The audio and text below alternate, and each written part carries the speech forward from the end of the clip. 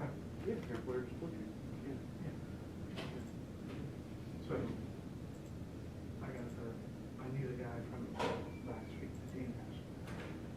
Granted, this is all because they're exempt. Right. We really need to work that on case by case. I understand if you go to the floodgate, problem there.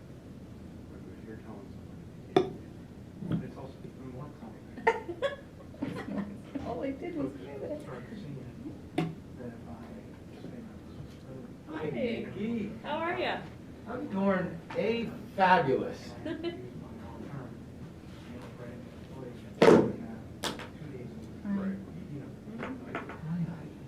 I sure did miss you. When? I don't remember. Why did you put me on the spot? If you're gonna say you miss me, you're going on the spot. Still need that signed right away. Right away. Right now. Do it. Thanks. Hi, Nikki.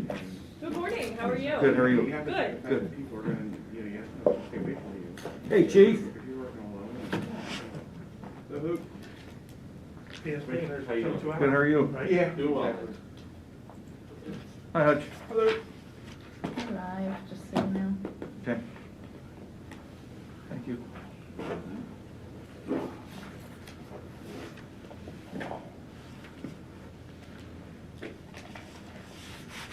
I had to go put out a fire.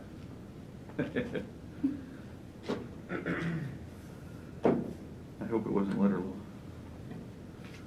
Pass that over, Mr. Maravito, please. It'd probably be easier on the real one. Yeah. With the right handle.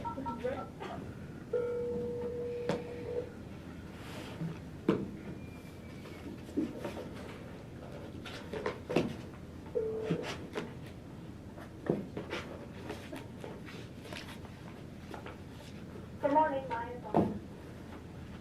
Good morning, Maya. Morning, Maya. Good morning, Dan. Good morning, Dave Smith. Morning. Good morning. Thanks for those cookies. You got Yep, Yeah. thank you. them.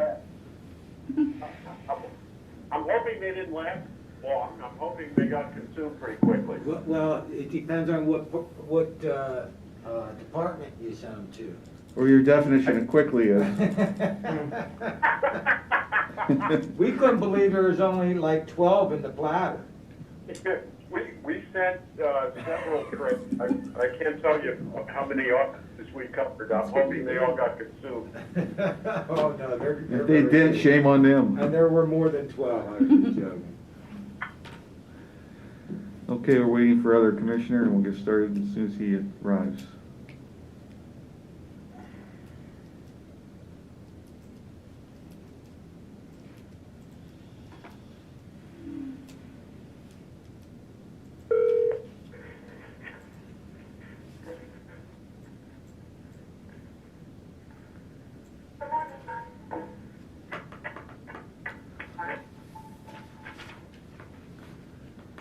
Who just joined us? John Stahl, information here. Okay, hi, John. Morning. How's Mr. Stahl doing? I'm well, thank you. Looks like, just wait. Is Steve Sims on the line?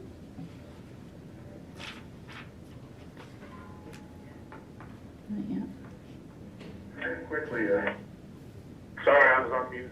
Says there. Okay, we have everybody then. John Lavelle's here as well. You sneak Okay. in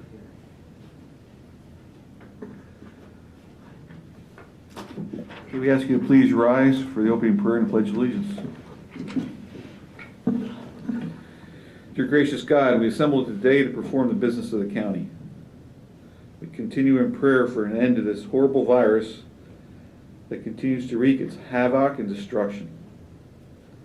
We pray for the ones that have had their health afflicted. Touch their bodies and heal them. The ones that have been affected In so many ways, we pray for their needs to be met. Give them strength and perseverance. Father, we remember the 79th anniversary of Pearl Harbor. We remember and honor the over 2,400 Americans killed and over the 1,000 wounded on that fateful Sunday morning. We remember the two young men, Paul Free and Billy Brandt from Lycoming County, that died as heroes. Their memories, along with others, of those great Americans will never be forgotten. Lord, we pray this holiday season that you'll provide the peace and comfort that only you can supply. These things we humbly pray in your name. Amen. Pledge allegiance to the flag of the United States of America, and to the republic for which it stands, one nation, under God, indivisible, with liberty and justice for all.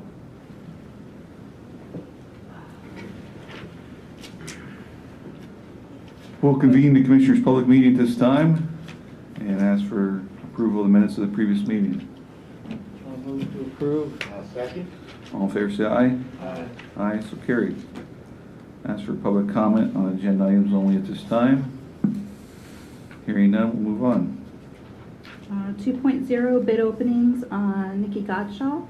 Morning, Nikki. Good morning. We received 2 bids for the first quarter of 2021 for the prison and pre-release food services. One is from Feasers and one is from Kiko. Those are multi-line bids, so we'll have Maya look over those and make a recommendation for approval. Okay, thank you.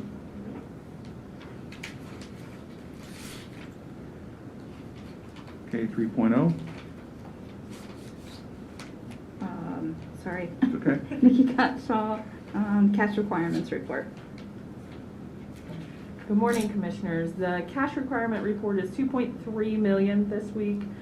You'll see we have some COVID grants going out as well, and pass-through was quite high as well this week. Did you have any questions on the report? I don't. Do you have any questions either? Nope. Commissioner? Okay. Hearing none, can I have a motion to accept the accounts payable cash requirement? I'll move to approve. I'll second. All in favor say aye. Aye. Aye, so carried. Thank you. Thank you. 4.1 Maya Toon, vote on agreement with National Medical Services. Good morning, Commissioners. Morning. The first one I have is the vote on agreement with National Medical Services. It's for expert consultation, forensic laboratory services, and testing services for the preparation reports or any other court-related testimony or appearance. And this is for the District Attorney's Office, and this is a renewal agreement. Okay, any discussion on this? Hearing none, can I have a motion? I'll move to approve. I'll second. All in favor say aye. Aye. Aye, so carried. Maya, do you just want to go through all yours? Sure, Okay. yeah, I can do that. Sorry. The next item I have is to acknowledge the contracts approved by the Director of Administration for the month of November, and there were 4. Okay, any questions on those? And mostly minor maintenance contracts. That's correct. I have a Fix the motion. water heater. Yeah, motion accept. I'll second. All in favor say aye. Aye. Aye, so carried. The next agreement I have is an extension with FarmChem to extend the term until September 30th, 2021, and this is to provide sweat patches and screening for the detection of drug abuse, and it is utilized by PRC in prison. This is another one of those contracts we use every year, right? Yeah, it's a renewal. Yeah, Yeah. and we use on an as-needed basis. I'll move to approve. I'll second. All in favor say aye. Aye. Aye, so Aye. carried. The next agreement is with Cybergenetics. That's for expert consultation, forensic laboratory services, testing, reports, and court-related testimony. Again, this is on an as-needed basis for the District Attorney's Office and is a renewal. Have a motion? Move to approve. Second. All in favor say aye. Aye. Aye, so carried. The next item I have is a vote on agreement with Columbia County for the housing of prisoners on an as-needed basis for the Lycoming County Prison. This again is a renewal, and the cost is $70 per day per inmate. Okay, any discussion, questions? No motion. I move to approve. I'll second. All in favor, say aye. Aye. So carried. The next item I have is to vote on the purchase of a room disinfectant system for DPS in the amount of $15,998. This is a self-spraying unit that does not require personal exposure, and this is actually being purchased with the CRBG monies. For people who don't know, that's the COVID federal money. And this did take care of the public safety building. Okay, any questions? Can we use it in other places, or is it? Yes, maybe we that's can absolutely use it. It's multi-use. It's something that can be picked up and placed easily in another location. Looks like Mr. Hutchins has. Yes. Good morning, Commissioners. This is actually it's very similar to what maintenance uses. It is an electrostatic sprayer, but it is a self-contained unit that you can set in a room and walk out. We've also, the Healthcare Coalition has one that was marketed. We've actually used it a lot for ambulances. You can set it in there for 20 minutes, let it air out for 20 minutes. But being that's the Coalition, that one's been passed around to Bradford, Sullivan. It's not always here, so this would be our own. And yes, we could, in fact, we could come into this room, set it up, and it fogs the room, but it's the electrostatic that attaches, and then you air the room out and it's done. No one has to be in the room. So it would be ours, not the Coalition's moving all over the region. And again, as we remain trying to stay open and keep our employees safe, it's especially vital that we keep our 911 workers, our DPS workers safe too, because we need to have everybody healthy, especially those workers. Right. So yeah, absolutely. 24/7. As far as DPS, we'd also look at doing, in conjunction. I know the sheriff's been doing some, but other police vehicles, other ambulances, our emergency service partners. Yep, absolutely. So thank you. Thank you. Motion to approve. I move to approve. I'll second that motion. All in favor, say aye. Aye. So carried. Thank you, Hutch. And then the One second, Mike. We talked to a mayor out in Ohio yesterday. wasn't it? Yes. Yeah. And knowing a little bit about, sprays and foggers and misters, she mentioned that she had a machine that it was a fogger. A little bit different, that the microns that it breaks down to is a gas, which it goes everywhere. It can go everywhere. That air can go because it's smaller. That's something that we may want to look at because it doesn't really leave anything wet. okay.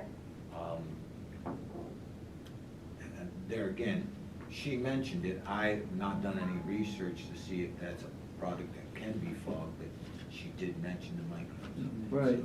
And you're speaking in addition to this one. We could probably. Yes, Yeah. yes. Yeah.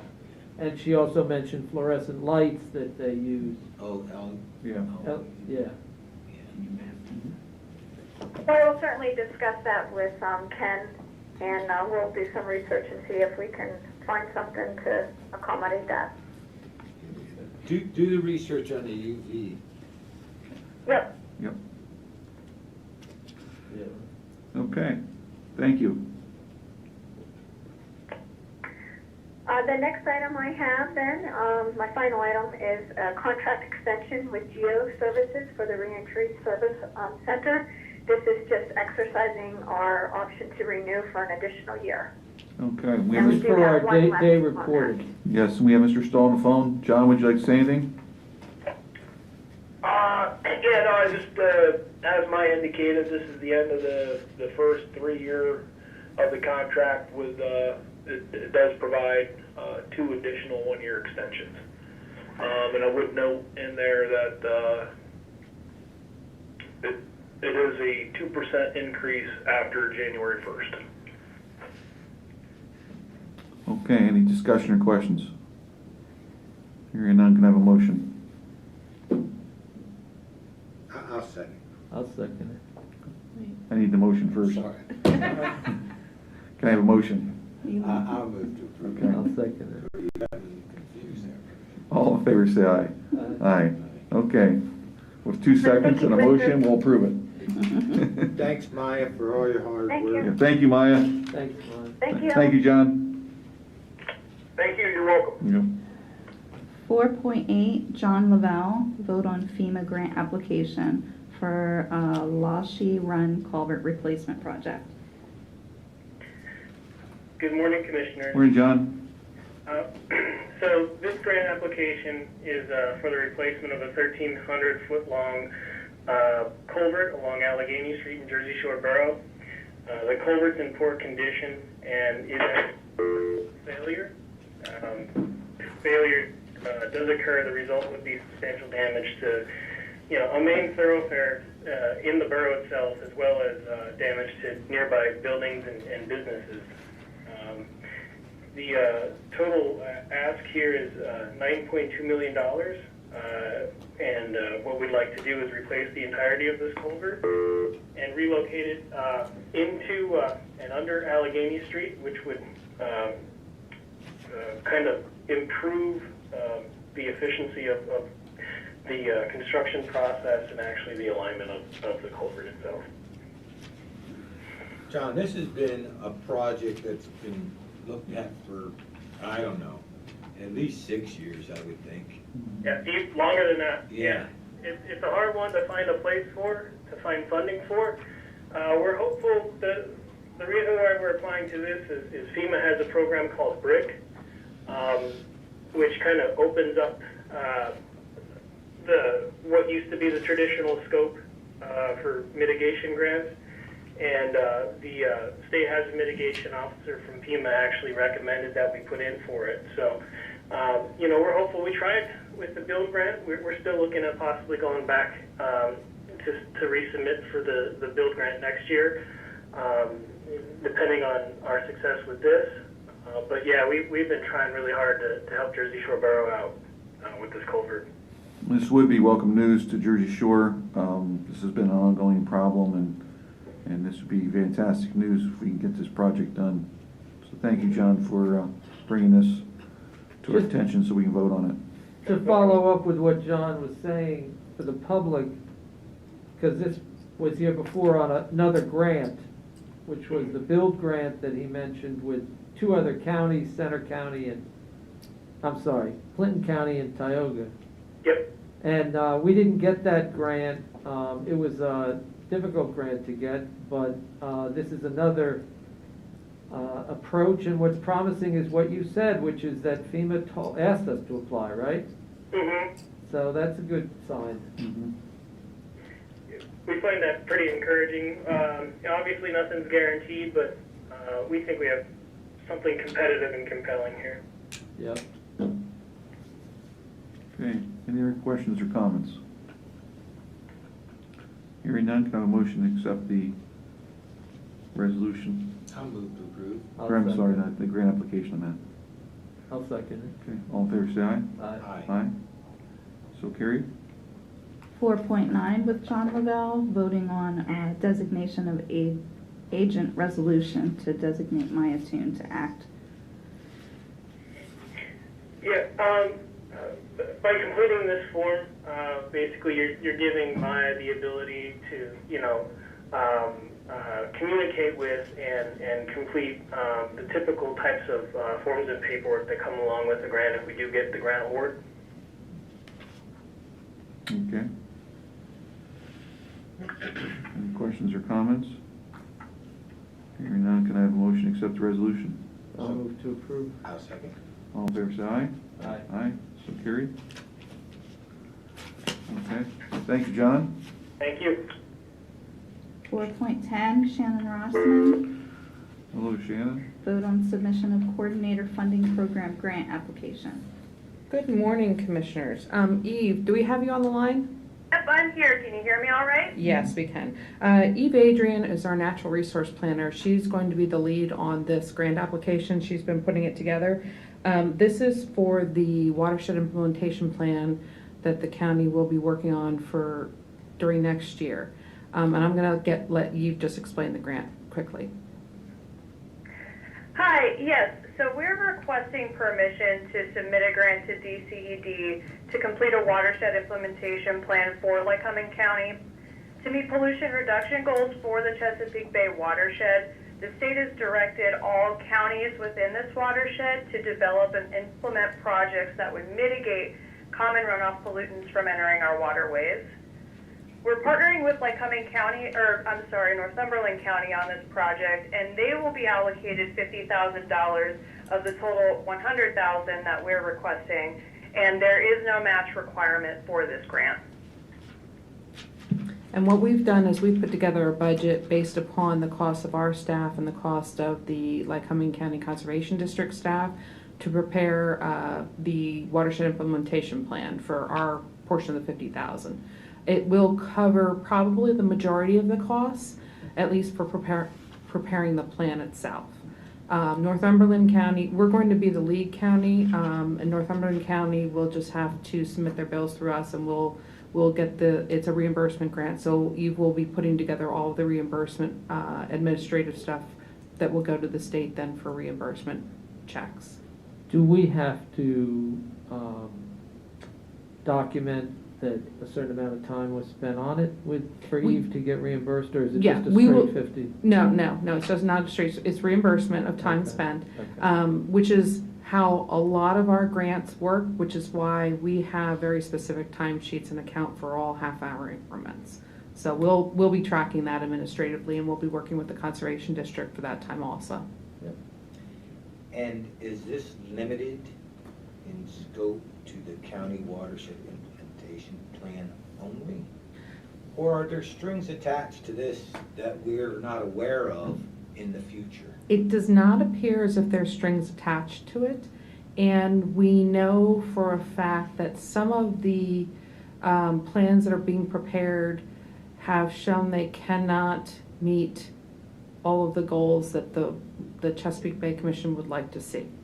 So that's why I asked the question, because I would prefer not to apply for this grant if we're going to be. It does not. We are not going to be held to a goal number. We're asked what we have a goal number, but what we found from the other second round of counties that are in the process, that a number of them have explained what they can meet by 2025, not what is being asked to be met by 2025.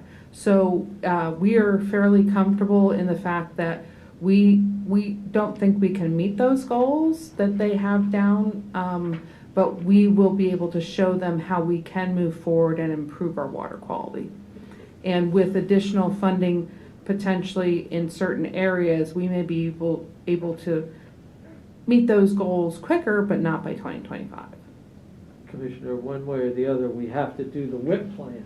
So getting the 50,000 is at least helping us offset some of the cost. As public may know, we hired this woman at Eve recently because we had this project and about 5 other projects that had to be done, including a solid waste plan for the landfill. Yeah. So at least we're getting some of her costs. Not that we want you to look at it that way, Eve, but when anytime we can get some of the costs covered, we like to do that. And the key thing with this is if we didn't do the SWIP plan through here, then we may not be able to get additional funding for the projects as they become available to complete. By having this, it's kind of like having our comprehensive plan and our open space and rec plan. When we apply to the state or we apply to DCNR or even federal funding, we have to have a plan to back it up. This is that plan that they're paying us to do to back up when we go for grants for the projects. So we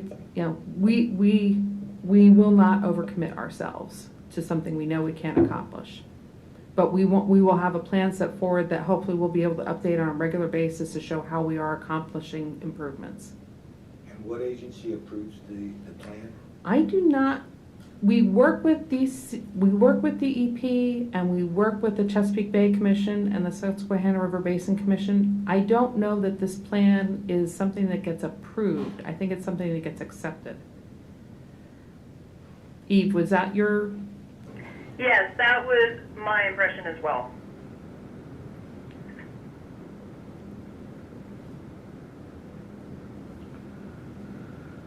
Okay, any other comments? Questions? Hearing none, can I have a motion? I'll move to approve. Have a second? I'll second. All fair side? Aye, so carried. Shannon also has 4.11, vote on allocation of COVID-19 relief block fund grant funds. Okay, we have the small businesses that we've already moved forward on, but we also have our second to last approvals here. We have a number of small businesses that we've been able to justify all their documentation for a total of $91,965.30. We have nonprofits that we've been able to justify their documentation for a total of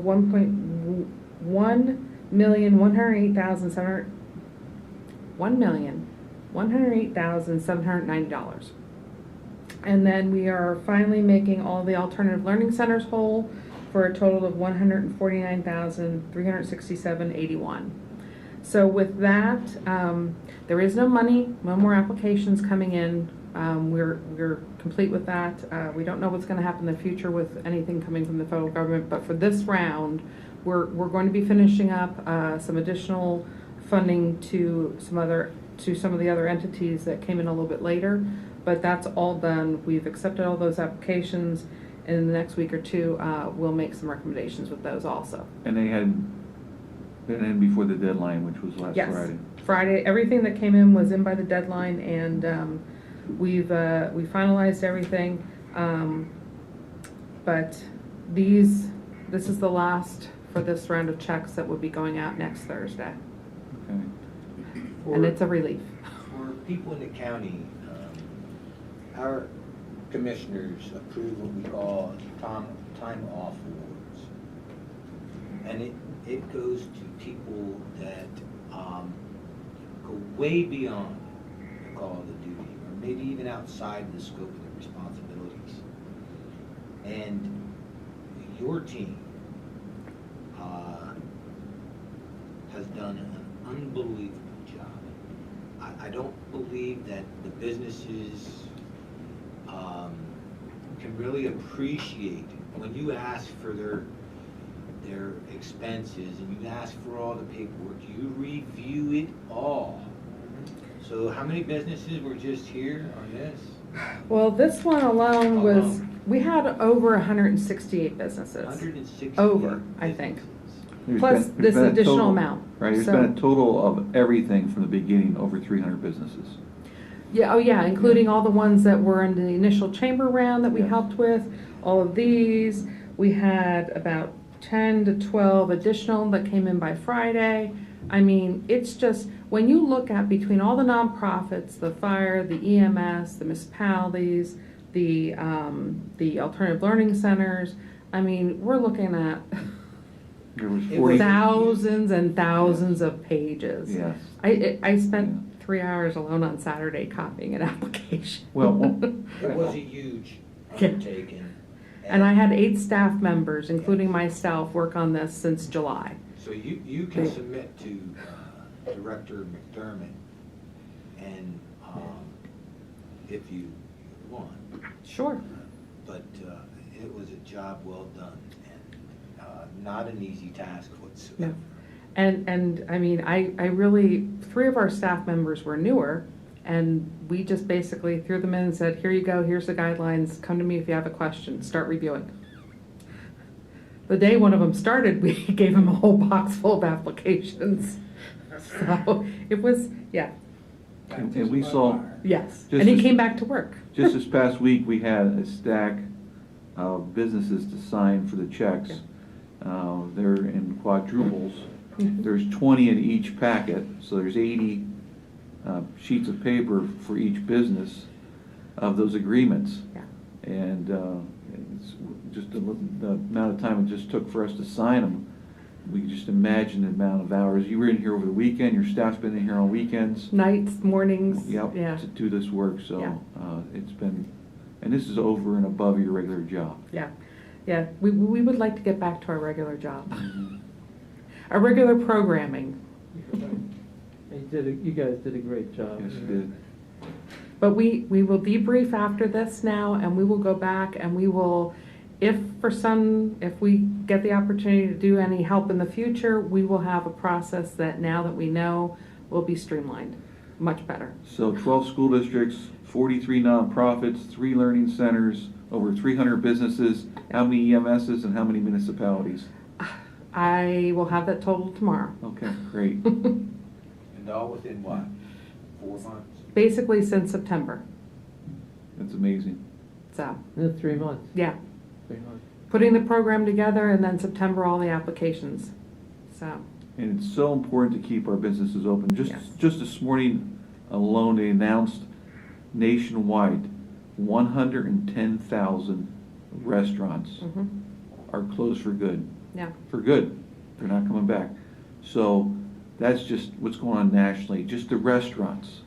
Not small business, just the restaurants. So we can, we have to keep open what we can open, Yep. keep open in Lycoming County. I mean, there were, I would say probably 2/3 of the applicants weren't even restaurants, between fitness centers, between companies, just smaller businesses that do have a little niche market in the county that do normally very well, but because of having to close down or because of having to have such a limited thing, this is really a good boost for them, because this is a grant, and a lot of them had to accept loans initially because there was nothing else out there. And this will hopefully get them over that hump into the new year, when things hopefully will settle down with the shot. Vaccine. Yeah, the vaccine, so, Okay, thank you again. yep. A motion to accept. I'll move to approve. I'll second. All in favor, say aye. Aye. So carried. Thank you, Shannon. Thank you. Thank you, your staff and the other departments that are assisting.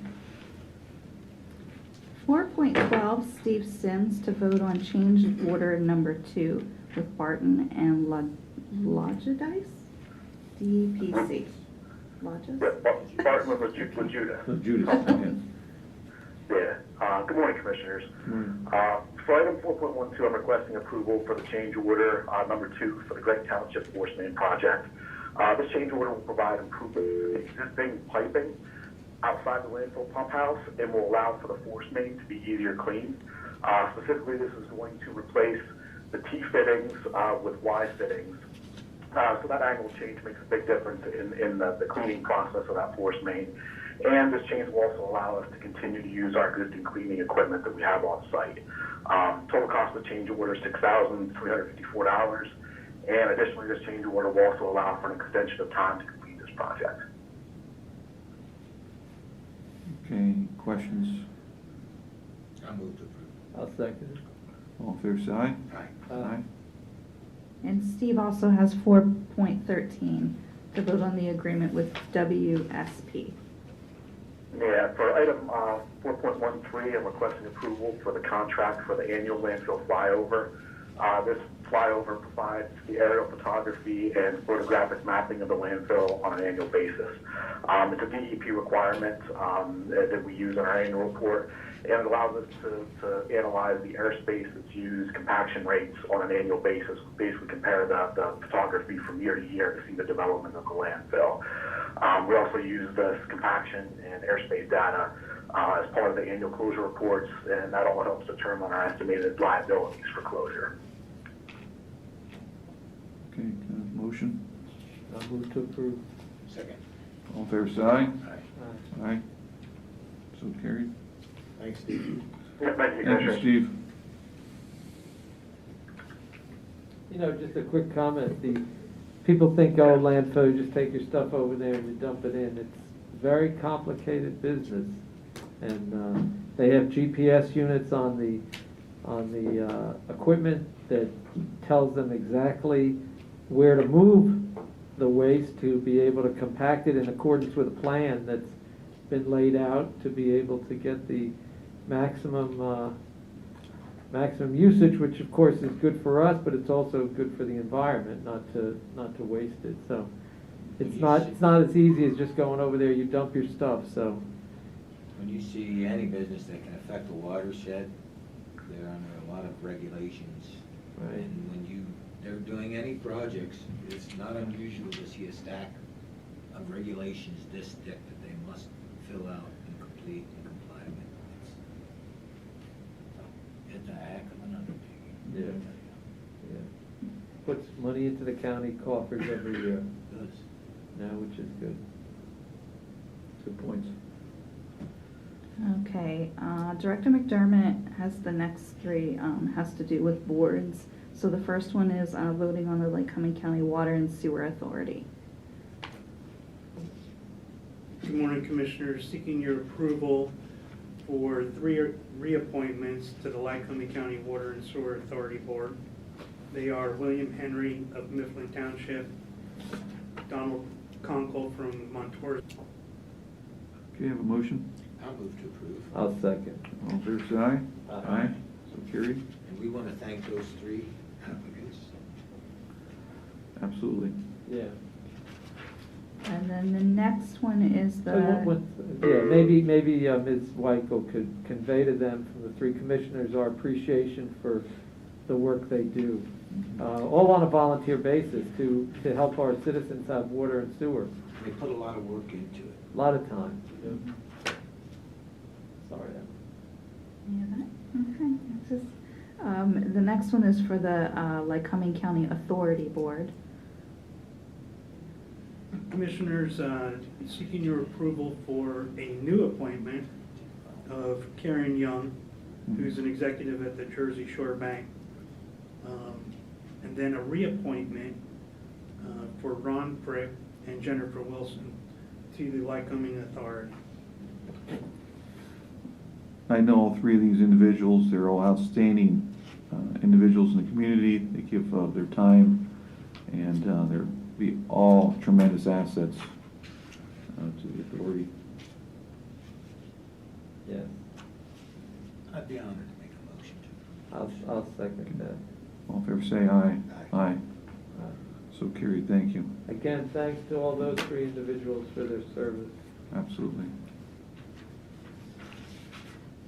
And then the Lycoming County Conservation District. Commissioners, I'm seeking your approval for reappointment for 3 members to the Conservation District, and they are Paul Wensler, Tom Ham, and Commissioner Richard Merivale. You wanna take them Any individually? comments? Yeah, we'd take them individually. Yeah. No, maybe you should, because I might need to abstain on the last one, right? Although I don't know if the solicitor's on, I'm sure he is. Can I vote for myself, Mr. Solicitor? It's not a paid appointment, is it, Commissioner? No, it's not a paid appointment. We're You still may vote thinking. for yourself. We're still thinking that one over. You are allowed to vote for yourself if you're not being compensated. Okay. Okay, can I have a motion to accept all 3? I'll move to approve. I'll second it. Oh, you will? Okay, Yeah. thank you. Yeah. All in favor, say aye. Aye. So carried. Yeah, Paul Wester's been around for a while. Yeah. Yeah, Paul and You know, Commissioners, Paul and Tom. Tom is a new, relatively new.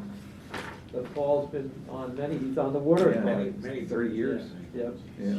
Hard-working individual. Very. Commissioners, I certainly echo your comments as far as recognizing these individuals that we just reappointed.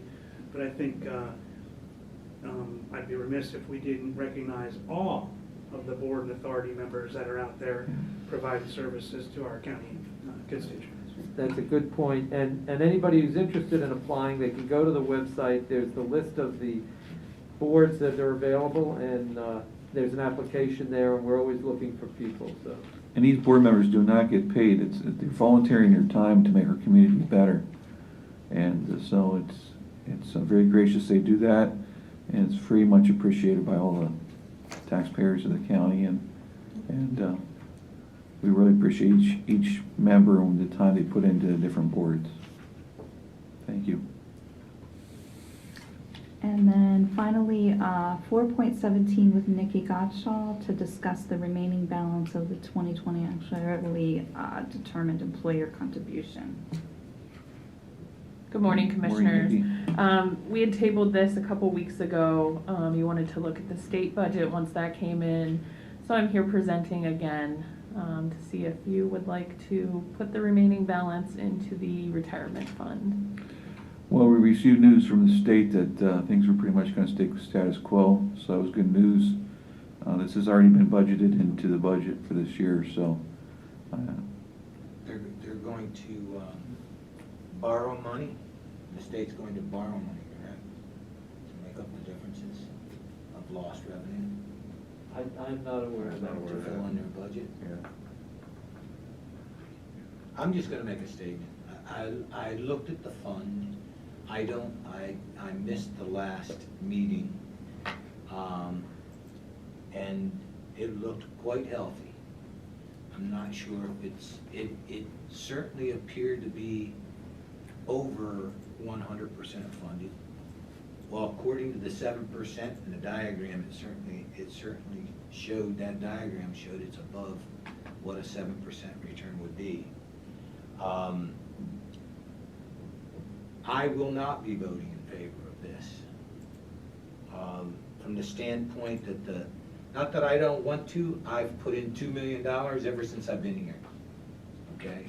The taxpayers need a break, and to be funding it at a time when the market's like this is, yeah, you can argue one way or the other. So I don't see this fund in any jeopardy whatsoever.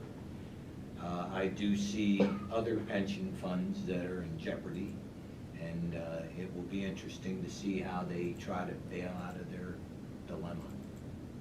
So at this time, I wanted to explain my vote on this. Ms. Gottschall, what is the ratio of, if you know, off the top of your head, that it's funded at? The last time that we talked with Chuck, I think it was 95% funded. Okay. Well, so here's my thoughts on this. I appreciate, Commissioner, your thoughts. And I think that the fact that A, we have budgeted it, and B, we've done our budget for next year, and we're okay on our budget next year, that it might be more prudent for us to do it now, and then if we have to do something next year, do it then. Early money is always, in other words, if we put this in, it's going to grow. And we did shave off some of the contribution last year, I believe, right? How much did we put in? We put in half of the amount, or? I think you were just short 400,000 is what it came out to. Yeah. So, and so one of the ways, and we don't have to belabor it, but one of the ways these pension funds get into difficult situations is when, and that's what happened with the state funds. There was a really good stock market, and the state told the municipal governments and the school districts they didn't have to fund it anymore. And the employers stopped putting in their contribution. The employees continued to put in theirs, but the employers stopped. And then, of course, and they also gave out increases in pensions to people, which they shouldn't have done. But I think that I would think it's better for us to fund it now since we have it budgeted.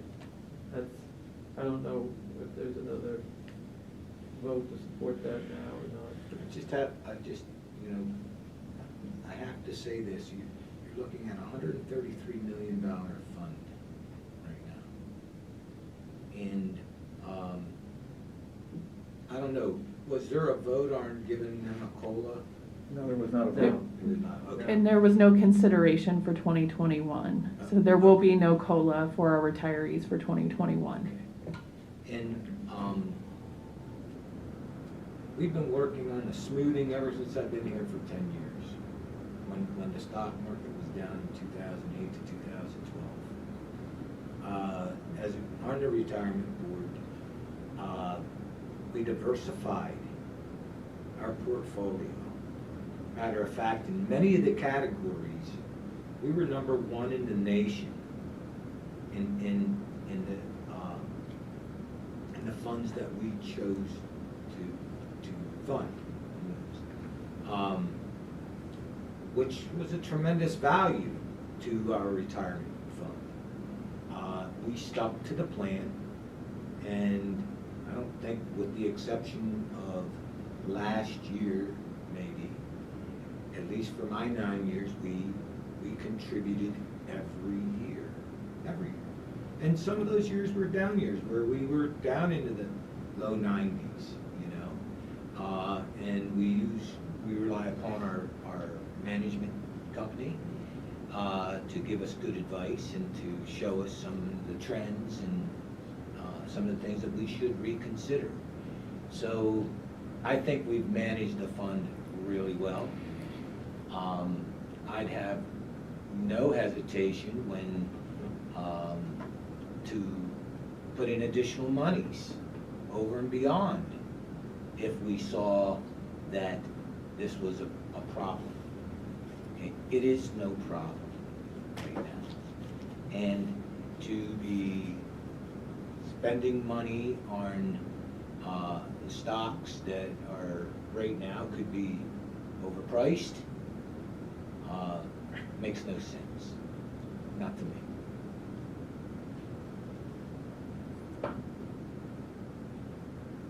Any other comments? No, I mean,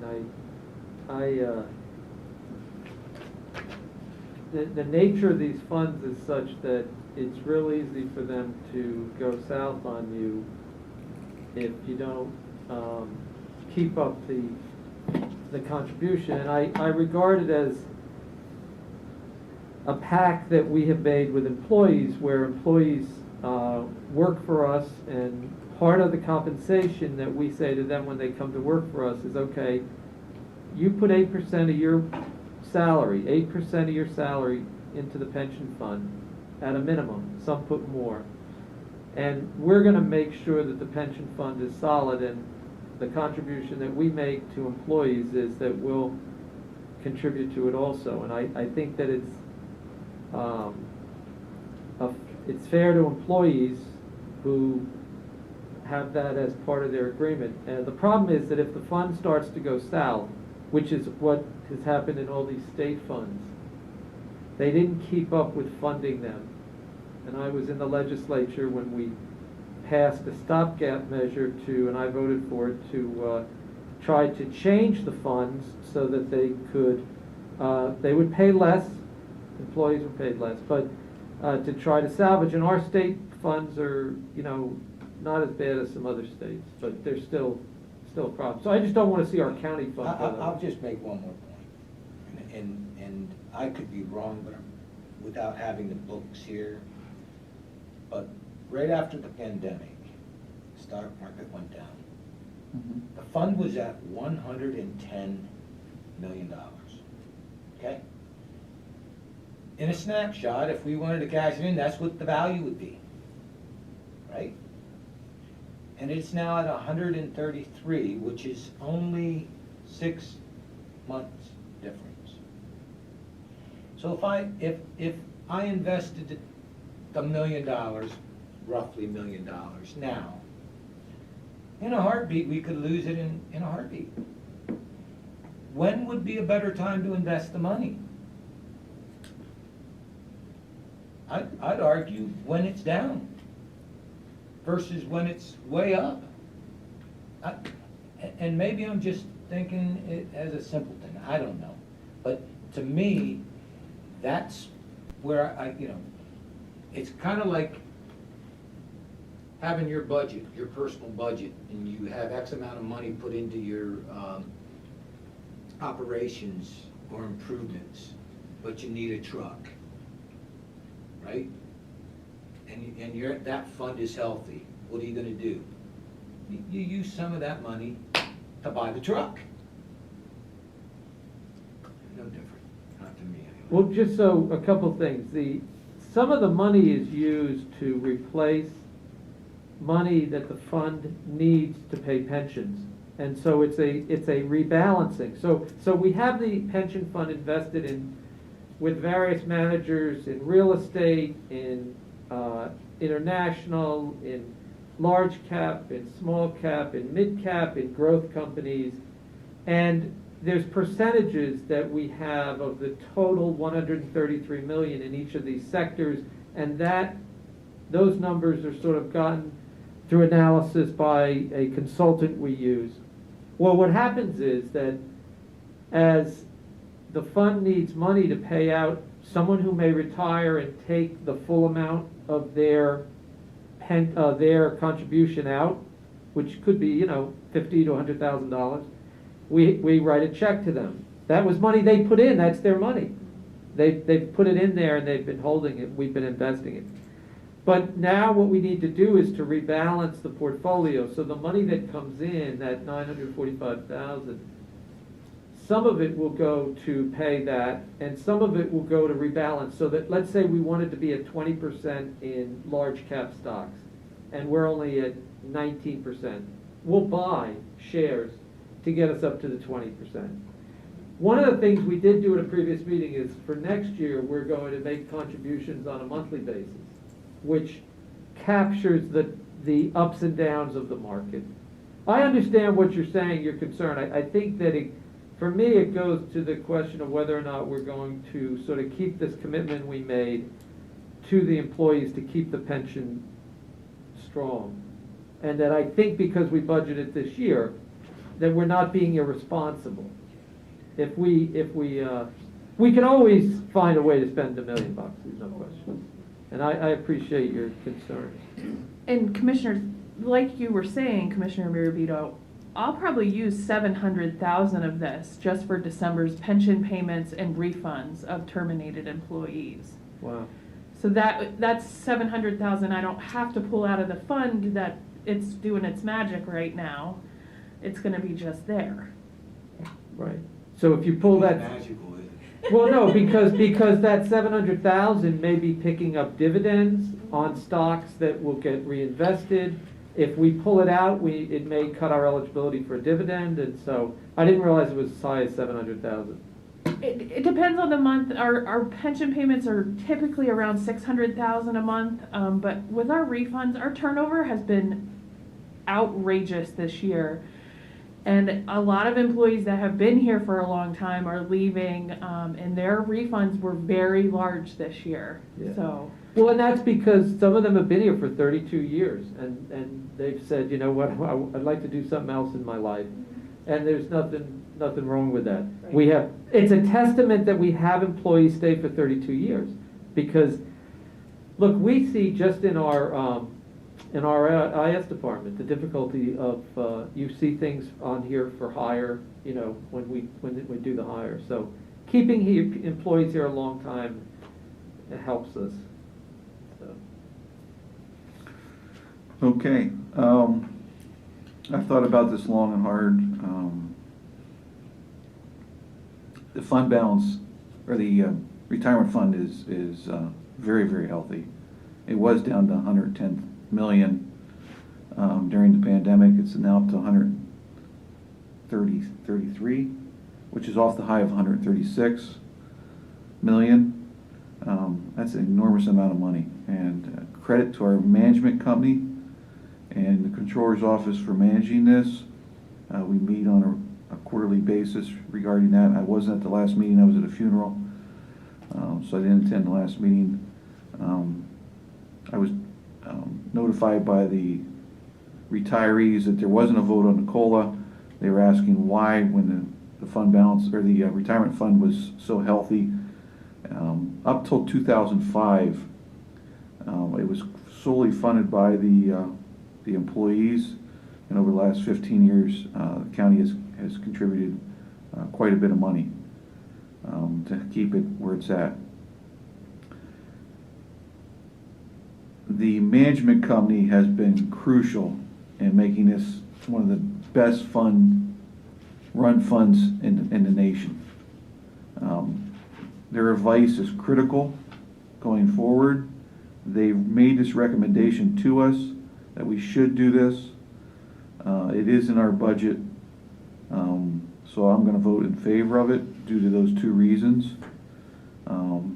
We have more retirees than we have had, so it is going down, even though it's a very healthy fund right now.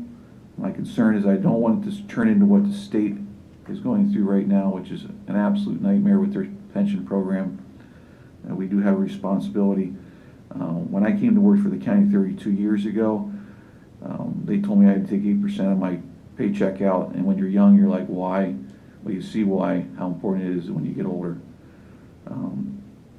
401k plans, people have those with the private sector. There are a lot of people that would love to take their monies and fund them on their own, but they're not allowed. I talked to several through the years that were county employees that I wish I could take my money and do something different with it. I think I could make more money on it. Well, that's their opinion. It's their money. They had to stay in this fund. It's a great fund. It's a good pension program. I want to make sure it stays that way. I completely see Commissioner Massar's point of view. Completely, I was on the fence of how I was going to vote for this. But since it's in the budget, since it's their recommendation, I'm going to vote in favor of it. Next year, I might feel completely different. Going forward, as I watch the market daily, and I really pay attention to what goes on with the market. And so going next year, and the fact what's going on with the state, they informed us we're going to get our revenues. If they don't, then we go back and we don't fund it next year, or we refund it at a much lower rate. But it's the fact that it was already budgeted, and the fact that we have this company making a recommendation, I feel it's our responsibility to go along with those two trains of thought. So I'll make a motion that the remaining balance of $945,444 be paid to the retirement fund. I'll second that.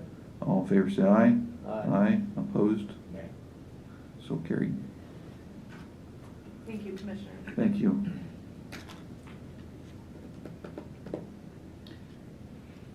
Commissioner comment. I have two things. First of all, it's exciting news. As we spoke last week at the press conference, we had a press conference about the COVID in our area and how it's increased dramatically. And we had some great information from the hospital to share with the public to please remain cautious. Don't put your guard down. Don't get complacent regarding this. It's very important when you're out in public to wear the mask, wash your hands. Social distance is very, very important. And we spoke about our buildings. We have our buildings now by appointment only. And but it's very exciting to see that there's a vaccine right around the corner with Pfizer and Moderna. They're going to be for the FDA in the next couple days and within a week. And it takes normally 4 to 25 years for a vaccine to be approved by the federal government.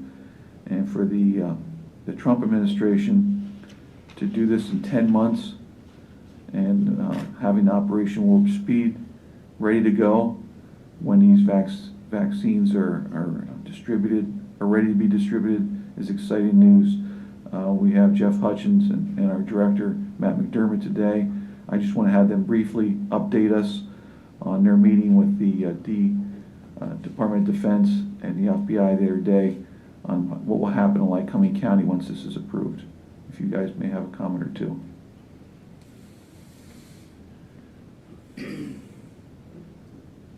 Commissioner, The conference call that we had was a national conference call with DOD, FBI, and U.S. Marshals. They described the national level distribution framework and security measures that would be put in place to distribute the vaccines from the different manufacturers. They talked about priority of vaccinations, and there is a full plan for all of this on CDC's website. Where we're lacking in information, because it just hasn't been provided yet, is the state level of detail for distribution. But suffice it to say, the hospitals are all involved in this. The county will be involved in it from a security perspective, and for distribution sites for first responders and things of that nature. So the plan is solid. We're just waiting on the final details at the state level and what our part is going to be in that. But it was definitely interesting to see the involvement of those national level agencies, in particular DOD, because they have the capability for not only the planning, but that national level distribution. Okay, thank you. So that's exciting news right around the corners to try to put an end to this pandemic, or at least damage it to where we can start to function normally again. The other thing I want to mention again, I mentioned last week, is Act 77. Please ask our taxpayers, everyone, to reach out to our state legislators to revamp Act 77. As we know, this election's been a total disaster. Pennsylvania has been a complete embarrassment how they've handled this, as it continues to drag on. It may even go to the Supreme Court from what I hear now. So please reach out to your state legislators. Let them know that we don't want to go through this nightmare again, and that we need to have this changed. Personally, I'd like to see when you vote in person, you have to produce your driver's license or a photo ID. You have to have a photo ID to do almost everything in society, and to cash a check, to do almost anything, even to get into their conventions if you attend one of their conventions. But you don't need a photo ID to vote. It's kind of backwards. So I encourage people to please reach out to your legislators. That's all I have at this time. So, yesterday we had a good call with Mayor Thalman from Ohio, who is a mayor of a town out there and who's implemented a testing program to, Commissioner Massera alluded to it earlier, to try to keep her folks, Catherine Tallman, to keep her folks working and to keep the community safe. And we're awaiting more information from her, but this is something that we could use COVID money to purchase these kits, and I think it would be a great thing for us to be able to do as a county. Now, the other part of this that we didn't talk about with her is contact tracing, and I have an article that I'm going to share with you guys up there on contact tracing, because so the theory is, you might go through 500 people and you only find, well, look at what happened up at Lycoming University. They went through 2,000 and they found 195 positive or so, I think, if I recall. But those positive, when they did the contact tracing, they found 1,000 people they had come in contact with. And that's where you get to those 1,000 people.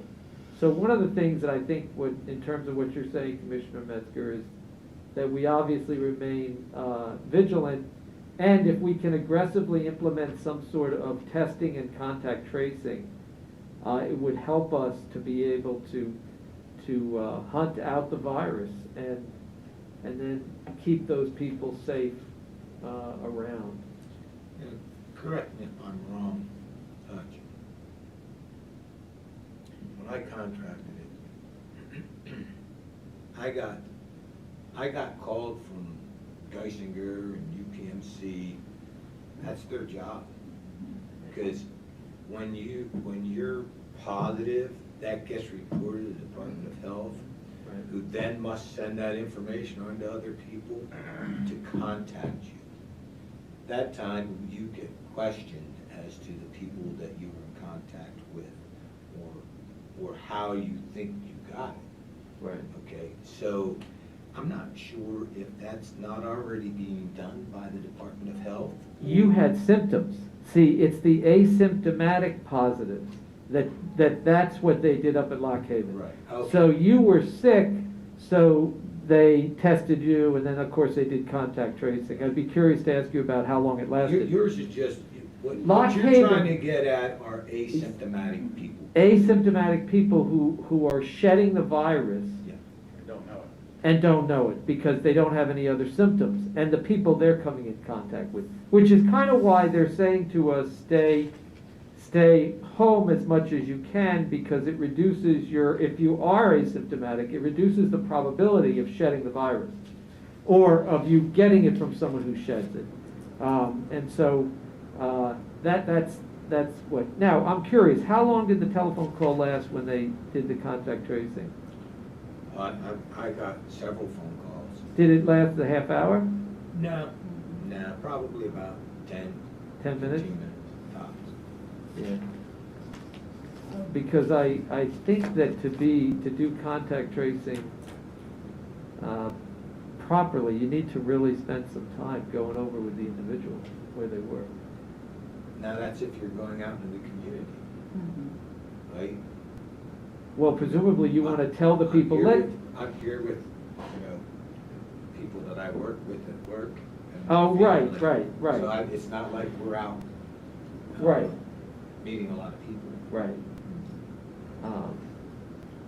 So, well, we'll follow up on that. I mean, I think we need to get tested because we're with you, right? So if we're asymptomatic, then we should know that if we're going home, that we might be giving it to our family members, especially if we're with people who are at risk. I have a question for you though, Rick. How long do you think that you are positive, or if you're asymptomatic, how long are you contagious? From what I was taught the other day, you shed the virus, I think, for 2 days prior to showing symptoms, and you can shed it for up to 10 days after. Don't quote me on that, Cindy, but there's an article that I was looking at, and I thought for some reason it said that you can, it's 10 and 2. Okay. So in other words, you could shed it for 2 days before you start to show symptoms if you actually get sick. But it's all those people who don't ever get sick, but who have the virus. But they're also only contagious for that 12-day window. That I don't know. That's a good question. I think they may be contagious. Is it 12 days? It's the same. Listen, it changes, but after you're signed, after you've been tested, and they want you, 14 days. Yeah, they want you to quarantine for No, 14 days. Right. no, And then that's the 10 even changed. Right. The CDC has tweaked that to It's 10 days. 10 Yeah. and 7. So it's a balancing act. On the one hand, we don't want to be totally very, very scared, right, like that. But what we do have to recognize is that the virus attacks people differently. And if someone, and you don't necessarily know whether your immune system, I mean, if you have diabetes and those kinds of things, you have an at-risk immune system. But you can be a healthy person but be affected. That's the big concern, right? What they call the long haulers, the folks who are I mentioned to my 2 colleagues yesterday that articles that I'm reading, people who were incredibly fit. I mean, they ran marathons. And one ran a marathon, the other one had a gym. I mean, these were people who put us to sleep, right? I mean, they were working out every day, and they got COVID, and now the damage to their system is such that they can't even lift a leg. They get winded walking, and the estimate is it's going to take a long time for them to I was recover. encouraged by the comment the governor made yesterday far as not wanting to close down, you know, businesses. He does not see that as an option. But we also must cooperate. You know, we must do our best. Like you've always professed, you know, wear your mask, do what you need to do. Till we try to get it under control. Not sure if it'll ever go away. Well, you know, it's interesting you say that because I mentioned yesterday that they're saying that the poor countries are not going to get the vaccine till 2023, 2024. And that's problematic from a world perspective because people are traveling so much, right? If a business person is doing business in one of these countries and then they come back, so let's see what they can do about that, so. Let's circle back to Act 77. I remember something. Act 77 came in October of 19. Okay, that was before the pandemic. So the mail-in ballots was introduced after. Okay, and when they voted on this, the Republican House and Republican Senate controlled, they voted on this and passed this. It was a change to the Constitution, which was actually something that was inappropriate, that needed to go on the ballot. It needed to go on the ballot and be decided by the residents of Pennsylvania. It never happened. Not inappropriate, illegal. Yes, illegal. Well, how is it a change to the Constitution? Does it say, does the Constitution say? Guidelines. Guidelines. The state constitution? Yes, state constitution. So it's not the Constitution, it's the guidelines? Or does the Constitution say you have to vote in person? I'm not sure on that. The way I understand it is it had to go on the ballot in order for it to be legal. Gotta go through 2 sessions. Yes. Yeah, through 2 sessions, exactly. Yeah. So again, this is something that needs to be addressed by the legislators in Harrisburg, and it needs to be changed. And it needs to be changed by, if it's going to stay in effect, it needs to go on the ballot, and let the residents of Pennsylvania decide it. Unfortunately, that'll be a tougher task. Anything else? Okay, hearing none. Yes, we have a question. Online. Yes. So,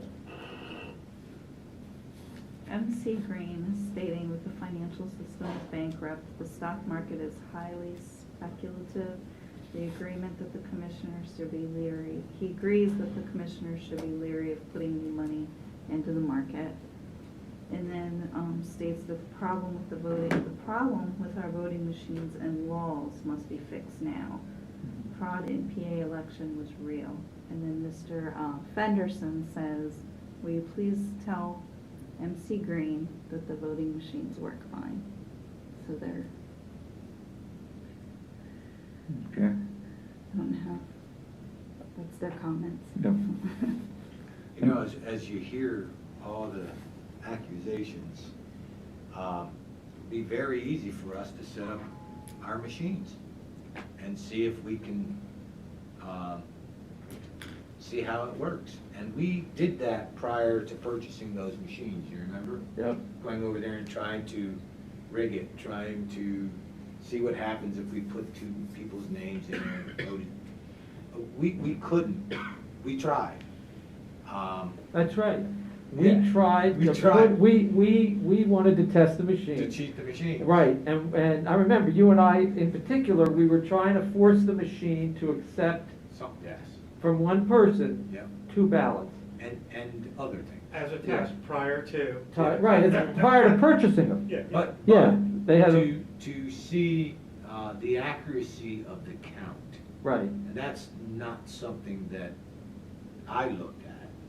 And so we could just randomly put in 1,000 ballots and do whatever we wanted to do and even try to duplicate and see how that total would be. Listen, no one, in my opinion, did a better job than our voter registration person, enforcement. And Lycoming County, the poll workers did a phenomenal job. Okay, I highly doubt, and we did catch one individual trying to prior, but, you know, we did a great job. Remember, we live in a small community, small county in comparison to your Philadelphias, and their needs aren't the same. Imagine trying to get in 1 million votes. I mean, there are certain things that I understand the intent of Act 77, but then there has to be those safeguards put in, implemented to make sure that we're confident in the system. Yeah, go ahead. We have election day, not election week. We shouldn't be counting ballots 3 days later. Right. Ones that come in with smudges on their postmark smudges, not knowing what dates they come in. There were so many things that were open to fraud statewide. They set themselves up for failure, and it happened. But I have to really disagree with you, and I think that you have to understand what has happened.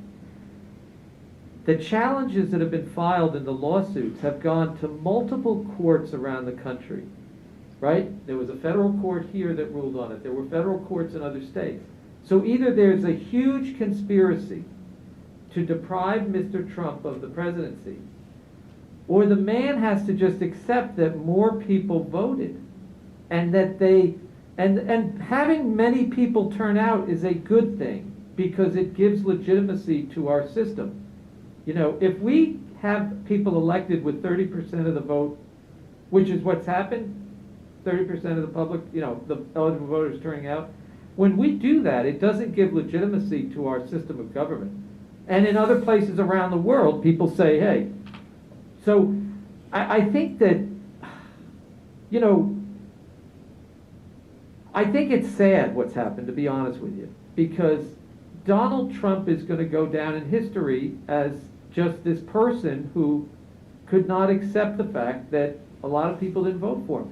I worked in the federal court system. A lot of people voted for him, Commissioner. No, a lot of people voted for him, but I mean not as many. But what I'm saying is... Commissioner, that's not the point. The point is one person, one vote, you sign the book, you produce your ID, there's no ballot harvesting, there's no multiple ballots mailed to households, there's no ballots mailed to people who've moved out of households and have their own family now. I talked to one person whose kids have been gone out of the house for 20 years, and 2 ballots showed up at their house for the kids. For the kids. Not locally, but... Right, but they couldn't be voted. Because and if somebody wanted to fill out that ballot in that house, they could have and mailed them back because those kids were in another state. Yeah, but then they would have had Okay. to confirm it against the... So there are things that happen nationally, and it needs to be looked at on Pennsylvania level. Is we handled this not locally because our poll workers did a phenomenal job, but statewide it was a disaster. And it's a disaster because we saw the Constitution of Pennsylvania was not followed. Any public comment at this time? Hearing none, we are adjourned to next Tuesday's meeting. Thank you. So you have to admit this election,